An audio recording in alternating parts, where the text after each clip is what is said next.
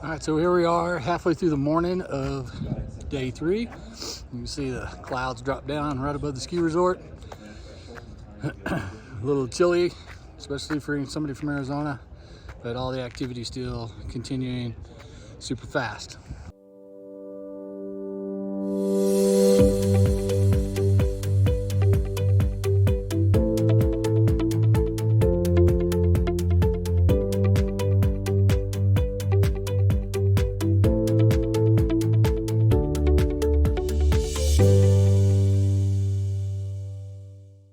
So on the van side, we are getting super close. Already got the batteries in, done a function test once.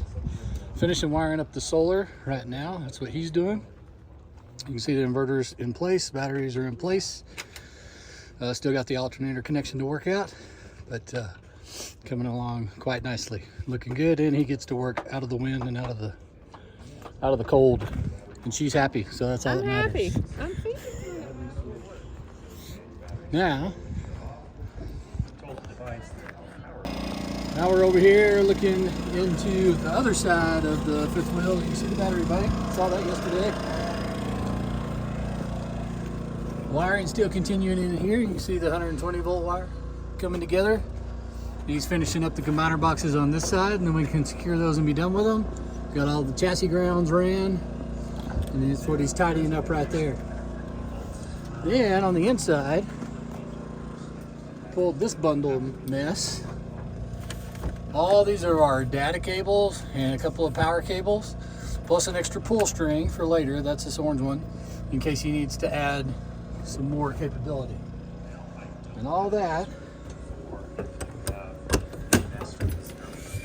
is going inside to where the Acrono is. Hey, buddy. Excuse me. So, the Acrono hole to mount this definitely takes a big hole. So these are all the data cables that are going to come up, and they're going to plug into the back of the Acrono.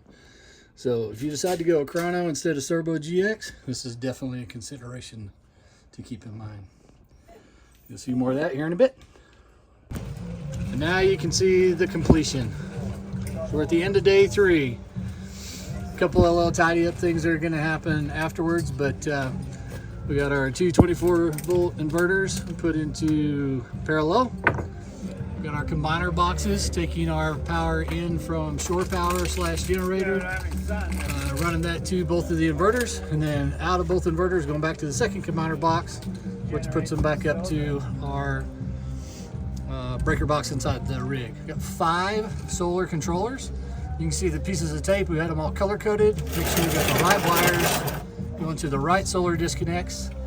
And then he's got 2 Orion XS 1400s that are in parallel. So he's got 100 amps of charging while he's driving down the road. We paralleled all our batteries in this Lynx power in. And then that goes to our master class T fuse, master cutoff switch, and then into the Lynx shunt for monitoring. And then in the Lynx distributor, so we properly fuse everything coming out, which has worked like a champ. And then in the center, you can see the last 2 guys working. He's got his pull string ready in case they need to pull more cable. 6 batteries all set up there, so our 3 banks of 2, sorry. All our SO cable attached to the top. We got our solar disconnects, 1, 2, 3 of them. So each one of these handle 2 lines.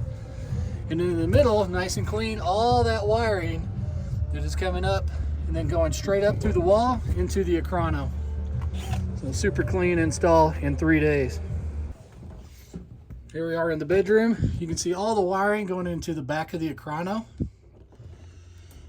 and exactly what it looks like. A lot of notifications that we're going to have to clear, and then doing the final programming here in just a bit. But all in all, truly successful build in 3 days of this massive Brinkley. So here we are at the end of the last day in the van. We've already talked about the big old Brinkley, but there's been all kinds of other builds going on. So you can see her Epic Bank, 2 460s, so the full 920 amp hours of battery supply in this system. So she's got a ton of power. We got our Multiplus 300 or 3000 that's fitting in there nicely, staying 12 volt all the way through, but you can see master cutoff switch. We got the A&L fuse up there on the positive side prior to it going into that cutoff switch, and then feeding the links. And then coming out of the links, you can see the smart shunt that's over on the right, plus all the cabling going to the MPPT over on the left for her solar up on the roof, and then the servo just next to that, which is going to feed her touchscreen.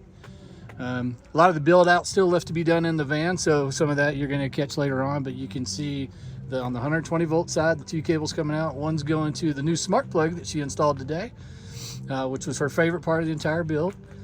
And then coming out of the Multiplus, feeding her new power distribution system, which you can see coiled up top. All that's going to be ran later on. It'll drop down that chase to the left, which will fit in nicely under the bench when she gets that made. So it's going to be a pretty awesome build and an awesome van overall. Looking forward to seeing it on YouTube.